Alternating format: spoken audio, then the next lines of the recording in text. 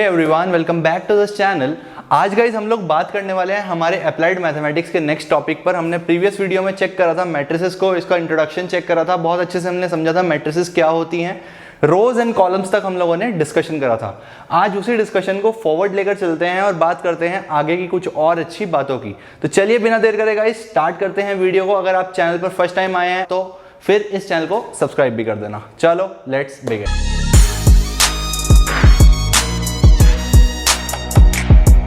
तो गाइज आज इस टॉपिक पर हम लोग बात करने वाले हैं। नेक्स्ट टॉपिक वो क्या है आपका, ऑर्डर ऑफ अ मैट्रिक्स। ध्यान से समझेंगे क्या होता है ऑर्डर ऑफ अ मैट्रिक्स। काफी इंपॉर्टेंट टॉपिक है बिकॉज इसके बेसिस पर आगे बहुत सारे टॉपिक्स लिंक करेंगे, तो इसको बहुत ध्यान से समझेंगे। ऑर्डर ऑफ अ मैट्रिक्स क्या होता है? ऑर्डर ऑफ अ मैट्रिक्स काफी इजी कॉन्सेप्ट है। आप लोगों ने लास्ट वीडियो में देखा था। अच्छा, जिन्होंने लास्ट वीडियो नहीं देखी है तो जाओ पहले उसको देखो, वो बहुत जरूरी है देखनी। इंट्रोडक्शन वीडियो थी, कल आई थी जो, ठीक है। तो order of a matrix basically क्या होता है, आप लोगों ने रोज एंड कॉलम्स के बारे में पढ़ा था, ठीक है। इसको पहले मैं बताता हूँ रिप्रेजेंट कैसे करते हैं। इसको रिप्रेजेंट करा जाता है, अगर आपकी कोई मैट्रिक्स है, मान लीजिए कैपिटल ए आपकी कोई मैट्रिक्स है, तो यहां सबस्क्रिप्ट में रिप्रेजेंट करा जाता है इस तरह से m क्रॉस n। अगर मैं इसकी बात करूं तो ये क्या है, this is order of matrix A. ये क्या है, order of matrix A, matrix A का ऑर्डर। तो ऑर्डर क्या होता है बेसिकली, m क्रॉस n से रिप्रेजेंट करा जाता है। ये मल्टीप्लिकेशन साइन नहीं है, ये इसका रिप्रेजेंटेशन है। ऐसा मत करना कहीं पर ऑर्डर लिखा हो 2 क्रॉस 3 तो आप इक्वल्स टू 6 करके आ जाओ तो ये झोल हो जाएगा। ऐसा बिल्कुल मत करना, ये गलत होता है, ठीक है। आपको ध्यान रखना है ये एक रिप्रेजेंटेशन है, ठीक है। तो ऑर्डर ऑफ अ मैट्रिक्स क्या होता है, एक रिप्रेजेंटेशन होता है, इस फॉर्म में रिप्रेजेंट करा जाता है m क्रॉस n। यहां पर m और n क्या है ये क्लियरली लिख लेते हैं। यहां पर m क्या है, नंबर ऑफ रोज। जितनी रोज हैं उस मैट्रिक्स में वो m डिनोट करता है, और n क्या डिनोट करता है, नंबर ऑफ कॉलम्स। समझ नहीं आया भैया, ध्यान से समझो। क्या समझ नहीं आया, एक मैट्रिक्स है, उसके नीचे सबस्क्रिप्ट में एक नंबर प्रेजेंट करा जाता है, एक नोटेशन है m क्रॉस n। इसको क्या बोला जाता है, order of that matrix. m क्या डिनोट करता है, नंबर ऑफ रोज, n क्या डिनोट करता है, नंबर ऑफ कॉलम्स, ठीक है।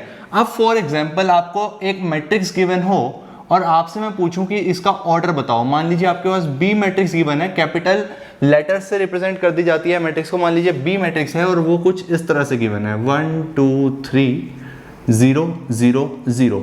इस तरह से आपको एक मैट्रिक्स गिवन है, तो आपको बताना है कि इसका ऑर्डर क्या है। तो क्लियरली ऑर्डर ऑफ मैट्रिक्स क्या होने वाला है, m क्रॉस n, जहां पर m क्या है, नंबर ऑफ रोज। क्या आप इसमें मेरे को नंबर ऑफ रोज बता सकते हैं कितनी है? ये रो 1 है, ये रो 2 है, टोटल नंबर ऑफ रोज कितनी है, 2। Cross number of columns, number of columns clearly आप देख सकते हैं 1 2 3, 3 columns. So 2 cross 3 will be the order of this matrix, as simple as that। काफी इजी कॉन्सेप्ट है लेकिन इंपॉर्टेंट है, तो ध्यान रखना। ऑर्डर क्या होता है, m क्रॉस n से रिप्रेजेंट करा जाता है, और बेसिकली एक मैट्रिक्स में कितनी रोज और कितनी कॉलम्स हैं उसको ये रिप्रेजेंट करता है। एक एग्जांपल और ले लेते हैं, ठीक है, एक से ज्यादा ही एग्जांपल ले लेते हैं। मान ले आपको ये मैट्रिसेस गिवन है 1 2 3 4, उसके बाद c मैट्रिक्स गिवन है 1 2 3, उसके बाद d मैट्रिक्स गिवन है 1 2, उसके बाद E मैट्रिक्स गिवन है X। आपको इन सभी मैट्रिसेस के ऑर्डर बताने हैं। अगर ये समझ आ जाएगा तो फिर कोई भी क्वेश्चन आपका अटकेगा नहीं। ध्यान से देखो, फर्स्ट क्या है, A मैट्रिक्स। A मैट्रिक्स में आपकी कितनी रोज हैं, कितनी कॉलम्स है। अगर आप रोज पर ध्यान दोगे तो क्लियरली आप देख सकते हो कि ये एक रो हो गई और ये सेकंड रो। जो ये बच्चे फिगर आउट नहीं कर पा रहे हैं वो प्रीवियस वीडियो देखो, उसमें बहुत अच्छे से बताया था कैसे देखते हैं रोज and columns.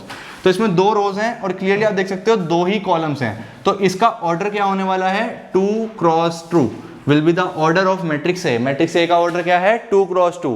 Similarly next matrix पर आओ, अगर मैं सी मैट्रिक्स की बात करूं। अच्छा, सी और डी पार्ट को देखकर बच्चे कंफ्यूज होते हैं, आई डोंट नो व्हाई। आप अगर फंडामेंटल्स पर काम करोगे तो इसमें कोई भी कंफ्यूजन वाली बात नहीं है। सी का ऑर्डर बताना है। हमारा थंब रूल क्या है, ऑर्डर क्या होता है, m क्रॉस n, जहां पर m होते हैं नंबर ऑफ रोज और n होते हैं नंबर ऑफ कॉलम्स। रोज कितनी है इसमें, हॉरिजॉन्टली कितनी है, ये हो गई 1। क्या इसके नीचे कुछ है, नहीं, तो इसमें रोज कितनी है, एक रो है। अच्छा, मैं अगर कॉलम्स की बात करूं तो कॉलम वर्टिकली देखे जाते हैं, तो ये हो गया आपका column 1, this is column 2 and this is column 3। यानी कि इसमें रोज कितनी है, 1। लेकिन कॉलम्स कितने हैं 3, तो इसका ऑर्डर क्या हो गया 1 cross 3 is the order of matrix C. इस तरह से ऑर्डर को देखा जाता है। नेक्स्ट मैट्रिक्स की अगर मैं बात करूं मैट्रिक्स डी, तो ऑर्डर क्या होगा इसका, रोज कितनी है इसमें 2 एंड कॉलम्स कितने हैं 1, that's why the order of matrix D is 2 cross 1। अच्छा ये नीचे ना मैट्रिक्स के नीचे सबस्क्रिप्ट में यहाँ पर भी लिख दिया जाता है, ठीक है, और आप यहाँ पर भी 2 क्रॉस 1 लिख सकते हैं। अगर आपको इस तरह से लिखा हुआ मिले तो इसका मतलब है कोई मैट्रिक्स डी है जिसका ऑर्डर है 2 क्रॉस 1। लास्ट पार्ट देखिए, इसमें कितनी रोज हैं कितने कॉलम्स हैं। फिर से बच्चों को कंफ्यूजन होता है, मैं कहता हूँ एक ही एलिमेंट है ना, तो अगर आप इसको हॉरिजॉन्टली पढ़ोगे तो एक रो है इसमें, और अगर वर्टिकली पढ़ोगे तो एक कॉलम है। इसका मतलब इसका जो ऑर्डर है वो कितना हो जाएगा, number of rose cross number of columns, 1 cross 1। अक्सर इस तरह की मैट्रिक्स को ना सिर्फ ऐसा भी बोल दिया जाता है कि E is a matrix of order 1 cross 1 की जगह वो सिर्फ 1 बोल देता है। अगर वो इस तरह से सिंगल नंबर बोले तो इसका मतलब है कि ये एक स्क्वायर मैट्रिक्स है। वैसे मैं अभी आगे बताऊंगा स्क्वायर मैट्रिक्स क्या होता है। इसका मतलब ये है कि ये एक ऐसी मैट्रिक्स है जिसमें नंबर ऑफ रोज और नंबर ऑफ कॉलम्स इक्वल हैं। आई होप आपको ऑर्डर का कॉन्सेप्ट बहुत अच्छे से क्लियर हो गया होगा, ठीक है। तो इतना ही था ऑर्डर में, कोई बहुत ज्यादा टिपिकल बातें नहीं करनी थी हम लोगों को, बस आपको बेसिक क्लियर हो जाना चाहिए कि ऑर्डर होता क्या है, कैसे ऑर्डर निकालते हैं, और अगर आपको ऑर्डर गिवन हो किसी मैट्रिक्स का तो उसको हम लोग कैसे इंटरप्रेट करेंगे। अगर आप इतनी चीजें रिलेट कर पा रहे हो तो इसको छोड़कर आपको कोई भी चीज की जरूरत नहीं है, आप कॉम्पिटिटिव एग्जामिनेशंस तक ऑर्डर के क्वेश्चंस कर पाएंगे। नेक्स्ट मूव करते हैं क्या, जनरल रिप्रेजेंटेशन।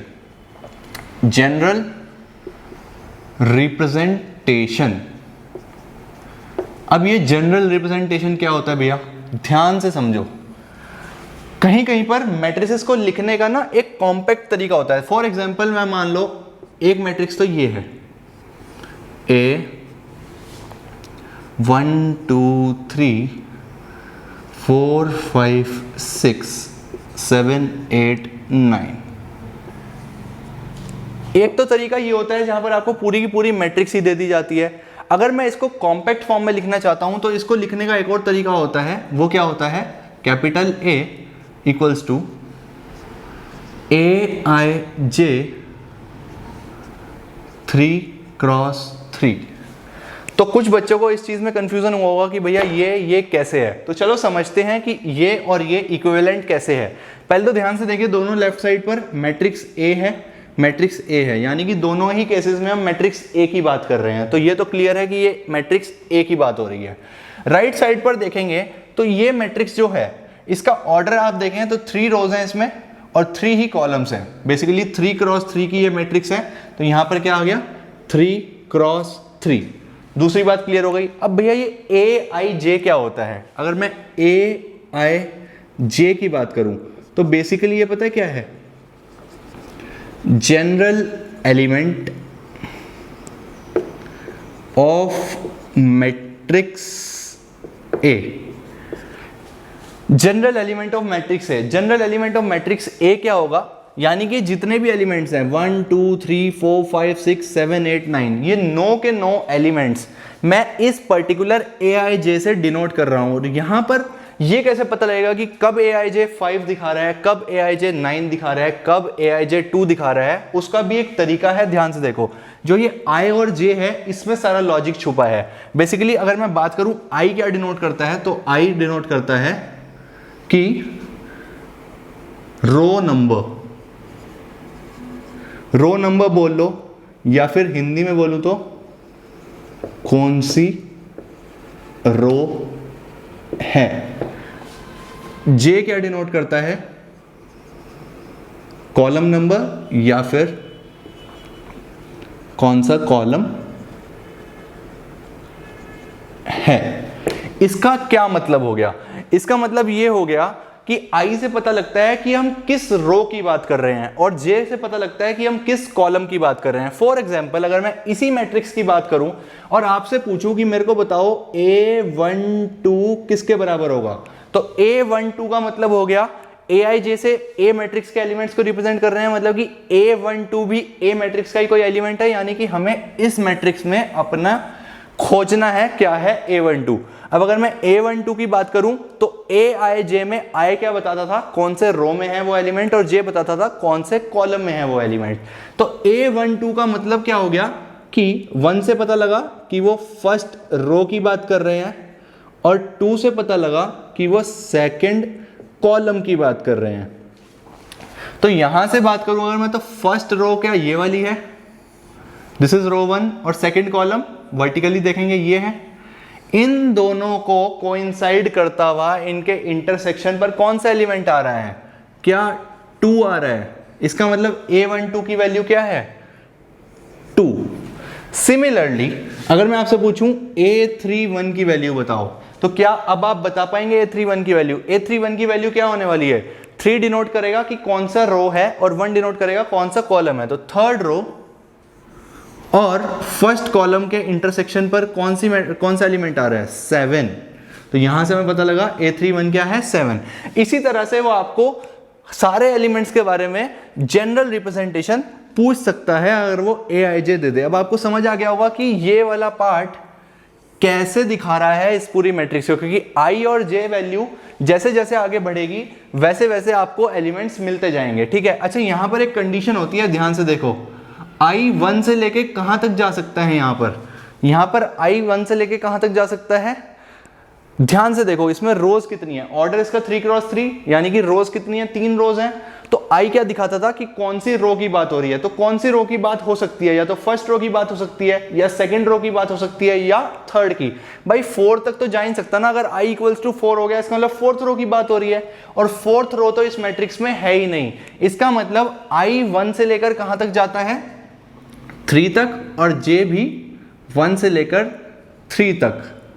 चलो ये तो हो गई इस मैट्रिक्स की बात। ठीक है, ये तो एक जनरल मैट्रिक्स नहीं है, ये एक एग्जाम्पल लिया है मैंने और उससे आपको समझाया है। इसके बाद देखते हैं अगर आपको जनरल मैट्रिक्स दे दी जाए। आई होप आपको यहां तक की बात क्लियर हो गई होगी। J 3 तक क्यों जा सकता है, क्योंकि J क्या दिखाता है, कौन से कॉलम की बात हो रही है। फर्स्ट कॉलम की बात हो सकती है इस मैट्रिक्स में, या सेकंड की हो सकती है, या थर्ड की हो सकती है, because there are only 3 columns in this matrix.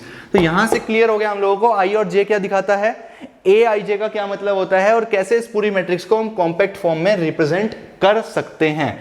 अब इसको बिल्कुल ही जनरलाइज्ड फॉर्म में देख लेते हैं एक बार। ये तो एग्जांपल फॉर्म में हो गया। ठीक है, अगर जनरलाइज्ड फॉर्म में मैं बात करूं, बिकॉज जो क्वेश्चंस टफ बनते हैं, वैसे तो एकेडमिक्स में नहीं पूछे जाते टफ क्वेश्चंस, लेकिन जो टफ क्वेश्चंस बनते हैं वो ज्यादातर जनरलाइज्ड फॉर्म में पूछे जाते हैं। कंफ्यूजिंग होता है वो थोड़ा सा पढ़ने लिखने में। आपको कोई general matrix they the, A = AIJ M×N। अब बताओ कि I कहां से कहां तक जाना चाहिए और J कहां से कहां तक जाना चाहिए। भैया एक मैट्रिक्स A गिवन है, AIJ से हमें समझ आ गया कि इसके सारे एलिमेंट्स को कलेक्टिवली रिप्रेजेंट कर रहा है AIJ। इसको क्या बोलते हैं, जनरल एलिमेंट। ये मैट्रिक्स का नाम हो गया। What is this, this is order of matrix A, जो भी कंसर्न मैट्रिक्स है उसका ऑर्डर।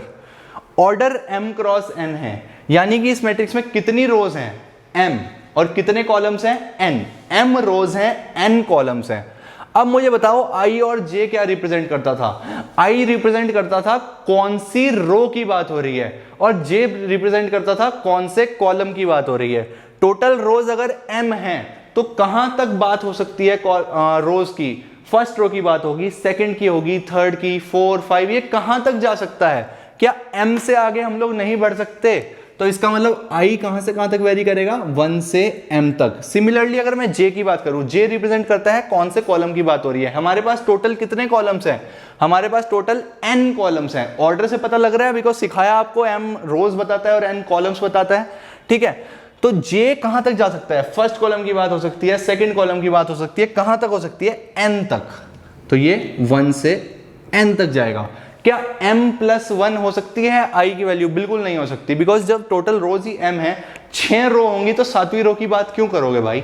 और अगर 5 कॉलम होंगे तो छठे कॉलम की बात तो बनती ही नहीं है ना। बच्चे कहेंगे भैया 0 क्यों नहीं आया, भाई 0 रो तो कुछ नहीं होता ना, 0 रो तो भूतों की रो हो गई, वो तो वैसा तो कुछ नहीं है यहाँ पर। ठीक है, तो हम लोगों को देखना है 1 से लेकर M तक।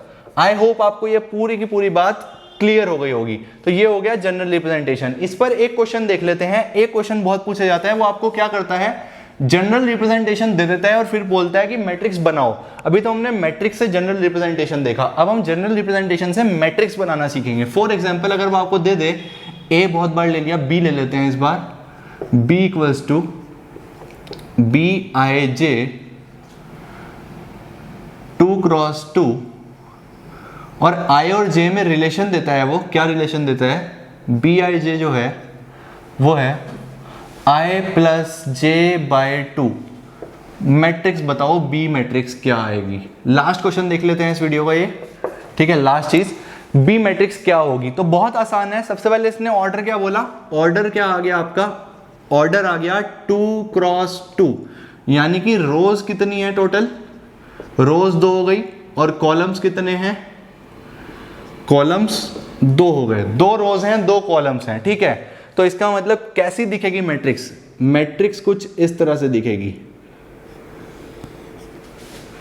बी, ये क्या एलिमेंट होगा, ये वो एलिमेंट है जो फर्स्ट रो और फर्स्ट कॉलम में है, यानी कि B1 first row first column. इससे आगे बढ़ो, B ये कौन सा एलिमेंट होगा, रो तो सेम है लेकिन कॉलम सेकंड है, यानी कि B1 2। ये कौन सा होगा, B, रो कौन सी है, फर्स्ट रो ये थी, हॉरिजॉन्टली ये कौन सी है, सेकंड रो, B2 और कॉलम कौन सा है 1। और ये कौन सा एलिमेंट होगा, B second row second column.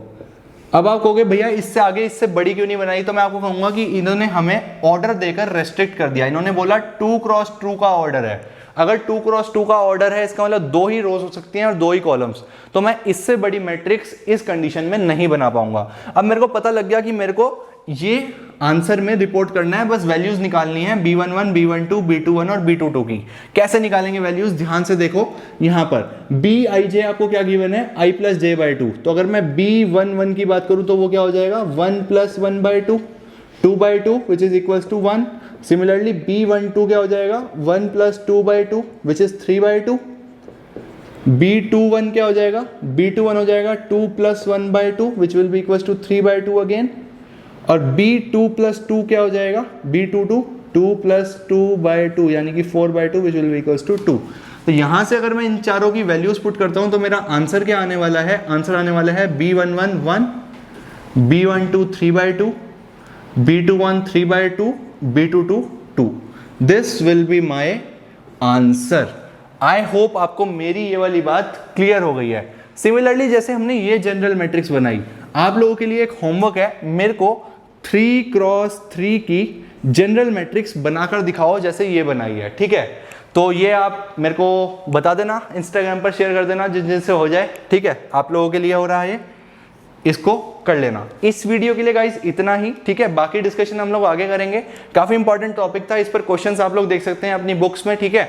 नीचे डिस्क्रिप्शन में टेलीग्राम चैनल का लिंक मिल जाएगा, उसको भी ज्वाइन कर लें और इंस्टाग्राम पर जरूर फॉलो करें। मिलते हैं नेक्स्ट वीडियो में, तब तक अपना प्यार बनाए रखें चैनल के साथ और शेयर करते रहें। Good bye, tata, take care.